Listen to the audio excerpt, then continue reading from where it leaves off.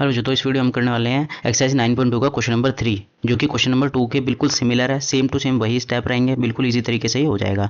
तो इसमें हमें क्या बोला हुआ है, if two equal code of a circle intersect with in the circle. देखो, दो इक्वल कोड सेम क्वेश्चन के टाइप का है, सेकंड क्वेश्चन के जैसा है। दो इक्वल कोड हैं जो इंटरसेक्ट कर रही हैं सर्कल के अंदर ही, जहाँ पे ई पॉइंट पे हमने लट कर लिया, डायग्राम बना लिया है।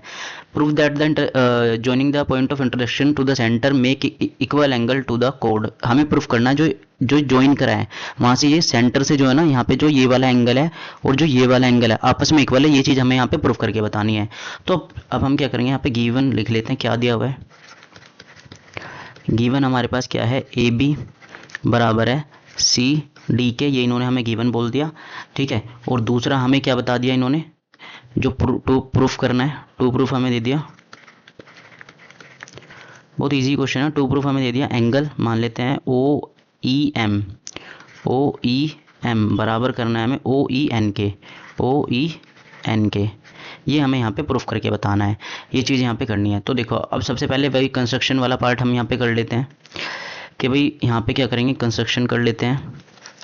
मान लिया हमने जो है ओ एम जो है वो परपेंडिकुलर ड्रॉ किया है ए बी के, और जो ओ एन है वो परपेंडिकुलर ड्रॉ किया है हमने किसके, क्या बोलते हैं, सी डी के।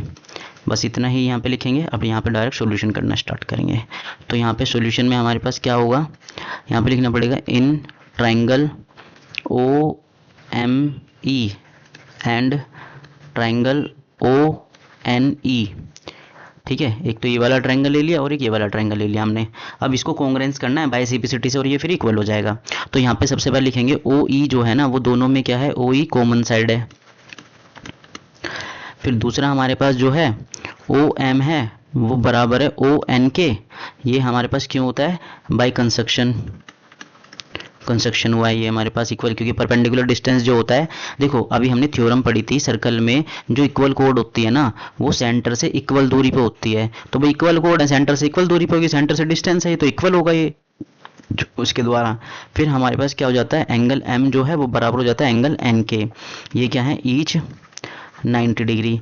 तो यहाँ पे क्या हो जाएगा हमारे पास, by side angle rule triangle जो है हमारे पास ओ एम ई वो कॉन्ग्रेंस हो जाते हैं ट्रायंगल ओ एन ई के, ठीक है। जिससे कि हमारे पास एंगल जो है, एंगल हमारे पास ओ ई एम वो बराबर हो जाता है एंगल ओ ई एन के by C P C T, ठीक है। और यहाँ पे हो जाता है हिंस प्रूव्ड, ठीक है। यही हमारा आंसर हो जाता है, यही हमें यहाँ पे करना था। तो यहाँ पे हम लिख भी सकते हैं कि भाई इक्वल कोड मेक क्या बोलते हैं, equal angle at the intersecting point of a circle, ये भी लिख सकते हैं यहाँ पे, ठीक है। पर ये यहाँ तक कंप्लीट हो जाता है। चलो मैं एक काम करता हूँ, यहाँ पे स्टेटमेंट यहाँ पे लिख देता हूँ यहाँ पे। तो अब ये सीपीसीटी से हो गया, ठीक है। तो एक स्टेटमेंट लिख देता हूँ, हिंस प्रूव्ड अगर नहीं लिखना, therefore it is proved that the line joining the point of intersection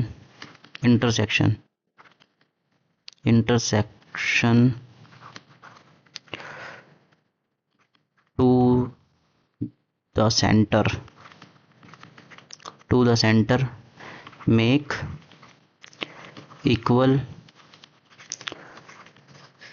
angle with code भाई जिसके टीचर को स्टेटमेंट भी चाहिए वो स्टेटमेंट यहाँ पे ये वाले लिख सकते हैं कि भाई ये एंगल इक्वल होने से हम यहाँ प्रूफ कर चुके हैं, ठीक है। यही हमारा आंसर हो जाता है। तो यहाँ पे क्वेश्चन नंबर 3 कंप्लीट। मिलते हैं नेक्स्ट क्वेश्चन में।